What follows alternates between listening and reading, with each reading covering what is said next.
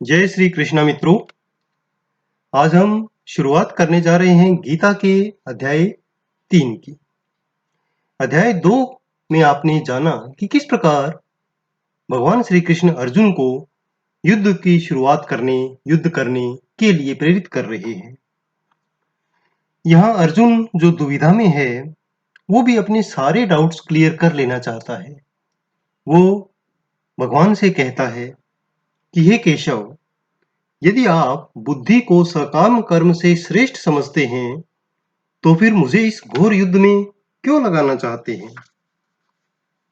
आपके उपदेशों से मेरी बुद्धि फिर से मोहित हो गई है। कृपा करके निश्चय पूर्वक डिटेल में मुझे समझाएं कि मेरे लिए श्रेयस्कर क्या होगा। इस पर भगवान कहते हैं कि हे अर्जुन, मैं पहले ही बता चुका हूं कि आत्म साक्षात्कार का प्रयत्न करने वाले दो प्रकार के पुरुष होते हैं। कुछ इसे ज्ञान योग द्वारा समझने का प्रयास करते हैं तो कुछ भक्तिमय सेवा के द्वारा। न तो कर्म से विमुख होकर कोई कर्म फल से छुटकारा पा सकता है और न ही केवल संन्यास से सिद्धि प्राप्त की जा सकती है। प्रत्येक व्यक्ति को प्रकृति से अर्जित गुणों के अनुसार विवश होकर कर्म करना ही पड़ता है। अतः कोई भी व्यक्ति एक क्षण भर के लिए भी बिना कर्म किए नहीं रह सकता। जो कर्मेंद्रियों को वश में तो करता है, किंतु उसका मन इंद्रिय विषयों का चिंतन करता है, वह निश्चित रूप से स्वयं को धोखा देता है और मिथ्याचारी कहलाता है। दूसरी ओर यदि कोई निष्ठावान व्यक्ति अपने मन के द्वारा कर्मेंद्रियों को वश में करने का प्रयत्न करता है और बिना किसी आसक्ति के कर्म योग आरंभ करता है, तो वह उत्तम है। अपना नियत कर्म करो, क्योंकि कर्म न करने की अपेक्षा कर्म करना श्रेष्ठ है। कर्म के बिना तो शरीर का निर्वाह हो ही नहीं सकता। अगर कर्म नहीं करेंगे तो कर्म के द्वारा जो भौतिक जगत में बंधन उत्पन्न होता है, हे कुंती पुत्र, उनकी प्रसन्नता के लिए, भगवान विष्णु की प्रसन्नता के लिए अपने कर्म को नित्य करो, तभी तुम इस बंधन से मुक्त रहोगे। आगे भगवान कहते हैं कि सृष्टि के आरंभ में समस्त प्राणियों के स्वामी अर्थात प्रजापति ने विष्णु के लिए यज्ञ और मनुष्य और देवताओं की संततियों को रचा और उनसे कहा कि तुम इस यज्ञ से सुखी रहो, क्योंकि इसके करने से तुम्हें सुखपूर्वक रहने और मुक्ति प्राप्ति का कारण और समस्त वांछित वस्तुएं प्राप्त होंगी। यज्ञों के द्वारा प्रसन्न होकर देवता तुम्हें भी प्रसन्न रखेंगे। इस प्रकार मनुष्य तथा देवताओं के मध्य सहयोग से सभी को संपन्नता मिलेगी। जीवन की विभिन्न आवश्यकताओं की पूर्ति करने वाले विभिन्न देवता यज्ञ करने पर प्रसन्न होकर सारी आवश्यकताओं की पूर्ति करेंगे, किंतु जो इन उपहारों को देवताओं को अर्पित किए बिना भोगता है, वह निश्चित रूप से चोर है। तो देवताओं के द्वारा दिए गई सुख सुविधाओं को, साधनों को बिना देवताओं को अर्पित किए हुए कैसे आप रह सकते हैं? तो इसके लिए भगवान ने एक सिस्टम बनाया है कि देवताओं को आप कैसे अर्पित करेंगे, और वो सिस्टम है यज्ञ। भगवान के भक्त सभी प्रकार के पापों से मुक्त हो जाते हैं, क्योंकि वे यज्ञ में अर्पित किए हुए भोजन के बचे हुए प्रसाद को ही खाते हैं। अन्य लोग जो इंद्रिय सुख के लिए भोजन बनाते हैं, वे निश्चित रूप से पाप के भागी होते हैं। सारे प्राणी अन्न पर ही आश्रित हैं, जो वर्षा से उत्पन्न होता है। वर्षा यज्ञ संपन्न करने से होती है और यज्ञ नियत कर्मों से उत्पन्न होता है। वेदों में नियमित कर्मों का प्रावधान है। ये वेद भगवान ब्रह्म से ही प्रकट हुए हैं, इसलिए सर्वव्यापी ब्रह्म यज्ञ कर्मों में सदा स्थित रहता है। हे प्रिय अर्जुन, जो मानव जीवन में वेदों द्वारा स्थापित यज्ञ चक्र का पालन नहीं करता, वह निश्चय ही पापमय जीवन व्यतीत करता है। ऐसा व्यक्ति केवल इंद्रिय की तुष्टि के लिए ही व्यर्थ ही जीवित रहता है। किंतु जो व्यक्ति आत्मा में ही आनंद लेता है तथा जिसका जीवन आत्म साक्षात्कार युक्त है और जो अपने में ही परिपूर्णतया संतुष्ट रहता है, उसके लिए कुछ करणीय नहीं होता। स्वरूप सिद्धि व्यक्ति के लिए न तो अपने नियत कर्मों को करने की आवश्यकता रह जाती है और न ही ऐसा कर्म करने का कोई कारण बनता है। उसे अन्य किसी जीव पर निर्भर रहने की भी आवश्यकता नहीं रहती। अतः कर्म फल में आसक्त हुए बिना मनुष्य को अपना कर्तव्य समझकर निरंतर कर्म करते रहना चाहिए, क्योंकि अनासक्त होकर कर्म करने से उसे परम ब्रह्म की प्राप्ति होती है। जनक जैसे राजाओं ने केवल नियत कर्मों से ही सिद्धि की प्राप्ति की। उन्होंने कोई भजन भाव पूजा भक्ति नहीं की थी, केवल अपने कर्मों को विशुद्ध रूप से अनासक्त होकर किया। सामान्य जनों को शिक्षित करने की दृष्टि से ही कर्म करने चाहिए।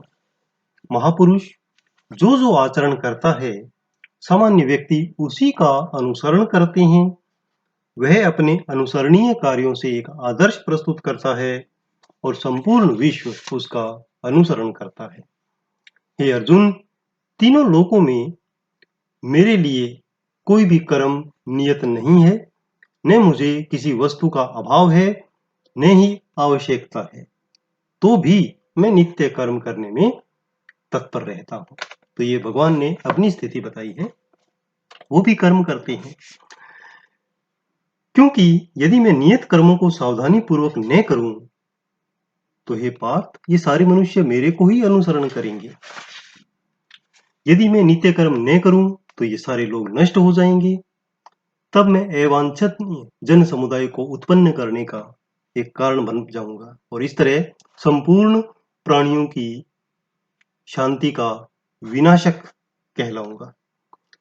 जिस प्रकार अज्ञानी जन फल की आसक्ति से कार्य करते हैं, उसी तरह विद्वान जनों को चाहिए कि वे लोगों को उचित मार्ग पर ले जाने के लिए अनासक्त रहकर कार्य करें। विद्वान व्यक्ति को चाहिए कि वह सकाम कर्मों में आसक्त अज्ञानी पुरुषों को कर्म करने से रोके नहीं, ताकि उनका मन विचलित न हो, अपितु भक्ति भाव से कर्म करते हुए उन्हें सभी प्रकार के कार्यों में लगाएं।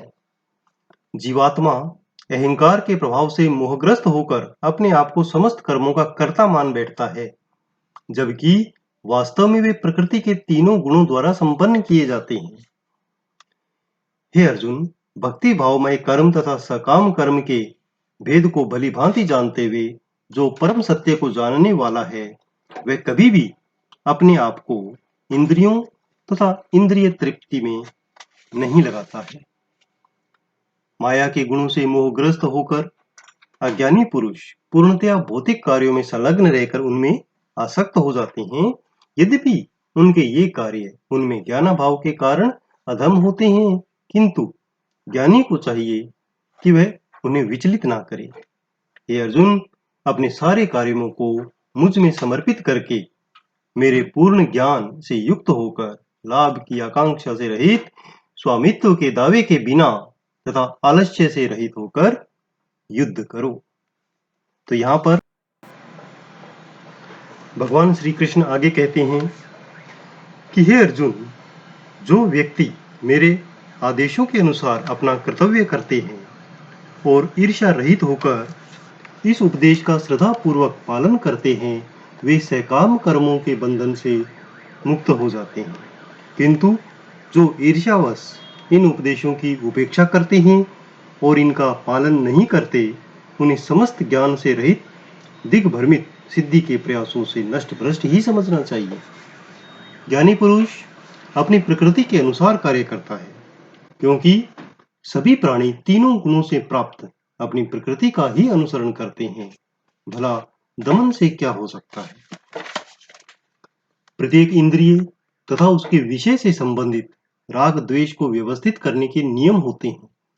मनुष्य को ऐसे राग तथा द्वेष के वशीभूत नहीं होना चाहिए, क्योंकि ये आत्म साक्षात्कार के मार्ग में अवरोधक बनते हैं। अपने नित्य कर्मों को दोषपूर्ण ढंग से संपन्न करना अन्य कर्मों को भलीभांति समझ करने से श्रेयस्कर है। स्वीय कर्मों को करते हुए मरना पराये कर्मों में प्रवृत्त होने की अपेक्षा श्रेष्ठकर है, क्योंकि अन्य किसी के मार्ग का अनुसरण करना भयावह होता है। अर्जुन ने कहा, हे प्रभु, मनुष्य न चाहते हुए भी पाप कर्मों के लिए प्रेरित क्यों होता है? ऐसा लगता है कि उसे बलपूर्वक लगाया जा रहा हो। इस प्रश्न का उत्तर देते हुए भगवान श्री कृष्ण कहते हैं कि हे अर्जुन, इसका कारण रजोगुण के संपर्क से उत्पन्न काम है, जो बाद में क्रोध का रूप धारण करता है और जो इस संसार का सर्वभक्षी पापी या शत्रु है। जिस प्रकार अग्नि धुएं से, दर्पण धूल से अथवा भ्रूण गर्भाशय से आवृत रहता है, उसी प्रकार जीवात्मा इस काम की विभिन्न मात्राओं से आवृत रहता है। इस प्रकार ज्ञानमय जीवात्मा की शुद्ध चेतना उसके काम रूपी नित्य शत्रु से ढकी रहती है, जो कभी भी तुष्ट नहीं होता और अग्नि के समान जलता रहता है। इंद्रियां, मन तथा बुद्धि इस काम के निवास स्थान हैं। इनके द्वारा काम जीवात्मा के वास्तविक ज्ञान को ढककर उसे मोहित कर लेता है। इसलिए हे अर्जुन, आरंभ से ही इंद्रियों को वश में करके इस पाप के महान प्रतीक काम का दमन करो और ज्ञान तथा आत्म साक्षात्कार के विनाशकर्ता का वध करो। कर्मेंद्रियां जड़ पदार्थ की अपेक्षा श्रेष्ठ हैं, मन इंद्रियों से श्रेष्ठ है, बुद्धि मन से उचित है और आत्मा बुद्धि से भी बढ़कर है। हे अर्जुन, अपने आप को भौतिक इंद्रियों, मन, बुद्धि से परे जानकर मन को सावधान आध्यात्मिक बुद्धि से स्थिर करके आध्यात्मिक शक्ति के द्वारा इस काम रूपी दुर्जेय शत्रु को जीतो। इस प्रकार आज हम अध्याय 3 को विराम देते हैं। अध्याय 3 आज हमारा कंप्लीट हो गया है। नेक्स्ट वीडियो में हम अध्याय 4 के बारे में चर्चा करेंगे। आप भी उस चर्चा में भाग लेना चाहते हैं तो चैनल को सब्सक्राइब कर लें, ताकि आपको नोटिफिकेशन मिल सके कि अगला जो चैप्टर है वो अपलोड हो चुका है। जय श्री कृष्ण।